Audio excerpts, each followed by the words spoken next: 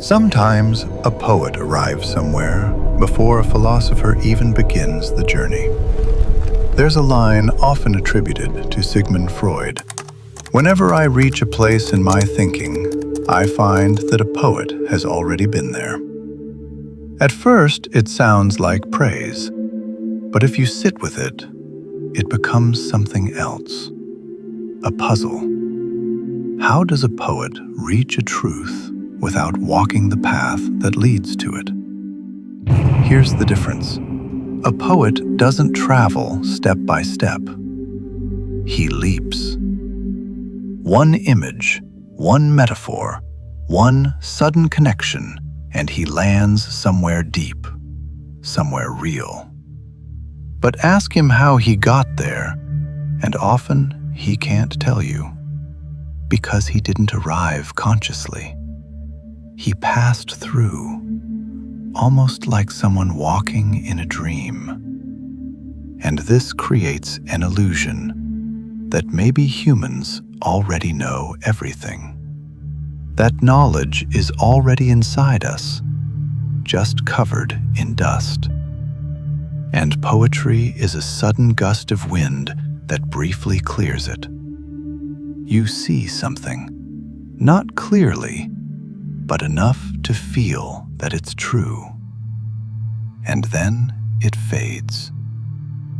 Now compare that to the logical mind. It moves slowly, painfully sometimes, step by step. It doesn't leap, it climbs, carefully, testing every foothold. And this is where an old story starts to feel different. The story of the tortoise and the hare. We were told it was about speed, but maybe it was always about consciousness. The hare leaps ahead, fast, instinctive, brilliant. But it cannot stay there. It stops. It forgets. It loses continuity. The tortoise moves slowly, but it does something the hare cannot do. It keeps going, and more importantly, it remembers the path. This is what logic does. It doesn't just reach a truth, it maps it. It turns it into something that can be revisited, something that can be taught, something the next person can start from. A poet may glimpse a mountain peak, but a thinker builds the path to it. And that difference changes everything. Because imagination cannot inherit. Every poet starts again, from the first step, from the first feeling. But logic accumulates. One generation leaves behind a map. The next begins from there, and then goes further. This is how science grows. This is how knowledge survives. Not through flashes, but through continuity. Even poets have noticed this tension. Robert Frost once suggested that poetry is a kind of knowing where the poet doesn't fully know what he knows. It arrives, but it doesn't stay organized. And there's a famous moment with Samuel Taylor Coleridge. Someone once asked him to explain the meaning of his own lines. He replied, "I could have told you when it came to me. Now, interpret it as you wish." Think about that.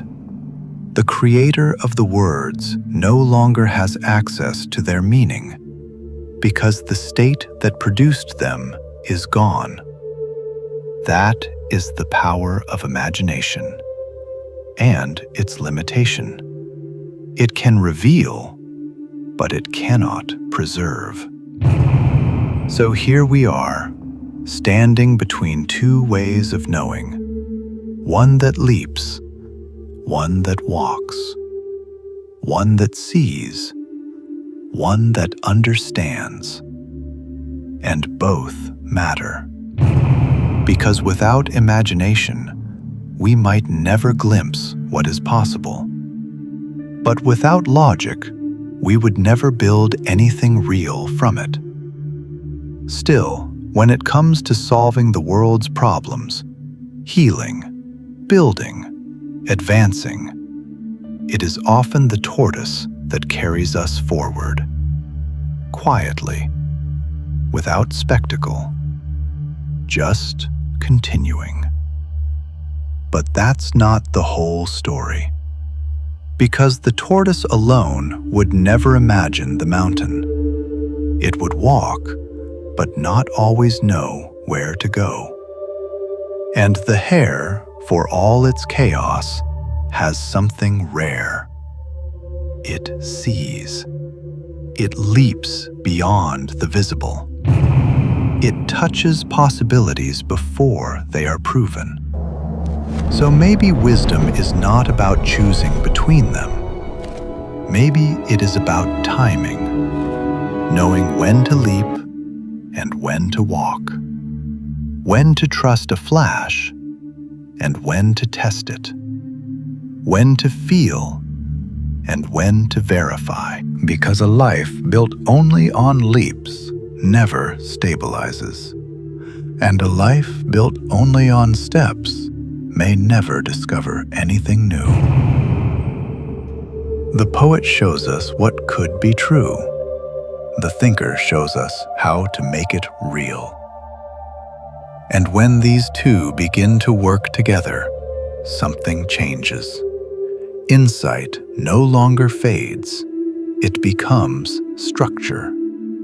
Imagination no longer drifts, it becomes direction. And maybe that's what wisdom really is. Not the victory of the tortoise, not the brilliance of the hare, but the moment they stop competing and start moving as one.